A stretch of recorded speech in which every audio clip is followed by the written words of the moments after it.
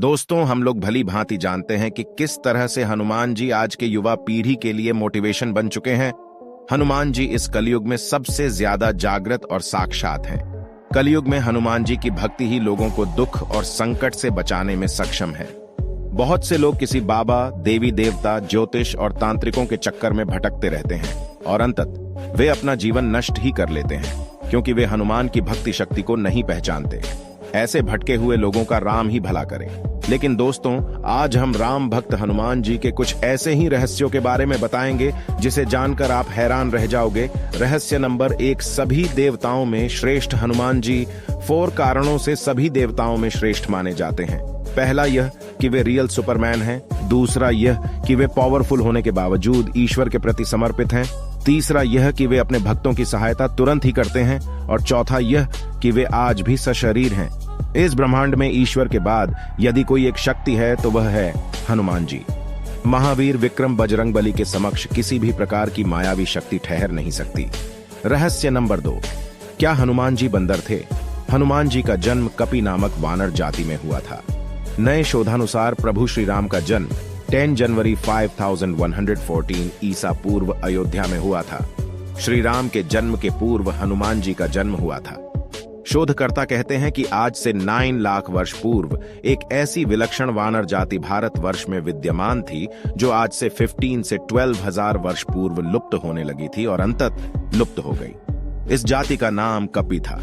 दरअसल आज से 9 लाख वर्ष पूर्व मानवों की एक ऐसी जाति थी जो मुख और पूंछ से वानर समान नजर आती थी, लेकिन उस जाति की बुद्धिमत्ता और शक्ति मानवों से कहीं ज्यादा थी। अब वह जाति भारत में तो दुर्भाग्यवश विनष्ट हो गई, परंतु बाली द्वीप में अब भी पुच्छधारी जंगली मनुष्यों का अस्तित्व विद्यमान है, जिनकी पूंछ प्राय 6 इंच के लगभग अवशिष्ट रह गई है। ये सभी पुरातत्ववेत्ता अनुसंधायक एकमत से स्वीकार करते हैं कि पुराकालीन बहुत से प्राणियों की नस्ल अब सर्वथा समाप्त हो चुकी है। रहस्य नंबर 3, क्या आज भी जीवित हैं हनुमान जी? हनुमान जी इस कलयुग के अंत तक अपने शरीर में ही रहेंगे। वे आज भी धरती पर विचरण करते हैं। हनुमान जी को धर्म की रक्षा के लिए अमरता का वरदान मिला था।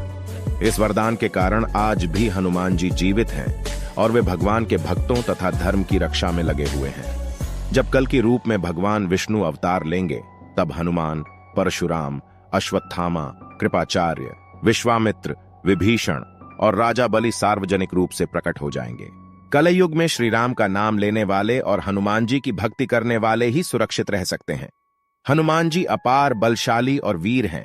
पुराणों में धर्म की स्थापना और रक्षा का कार्य 4 लोगों के हाथों में है: दुर्गा, भैरव, हनुमान और कृष्ण।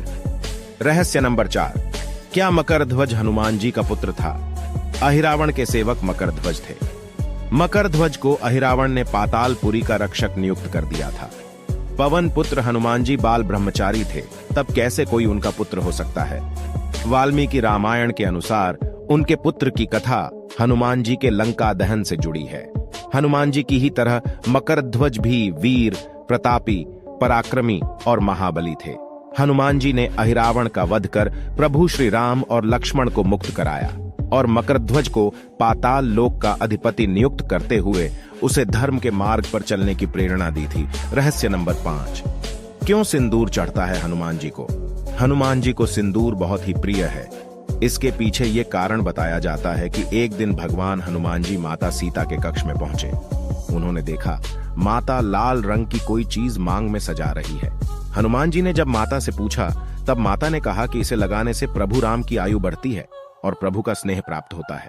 तब हनुमान जी ने सोचा, जब माता इतना सा सिंदूर लगाकर प्रभु का इतना स्नेह प्राप्त कर रही है, तो अगर मैं इनसे ज्यादा लगाऊं तो मुझे प्रभु का स्नेह, प्यार और ज्यादा प्राप्त होगा और प्रभु की आयु भी लंबी होगी। ये सोचकर उन्होंने अपने सारे शरीर में सिंदूर का लेप लगा लिया। इसलिए कहा जाता है कि भगवान हनुमान जी को सिंदूर लगाना बहुत पसंद है और कहा जाता है कि हनुमान जी बहुत ही जल्द प्रसन्न होने वाले देवता हैं।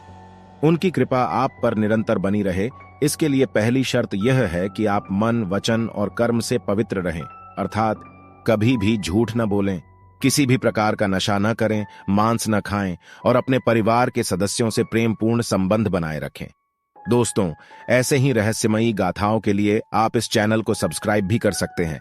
धन्यवाद।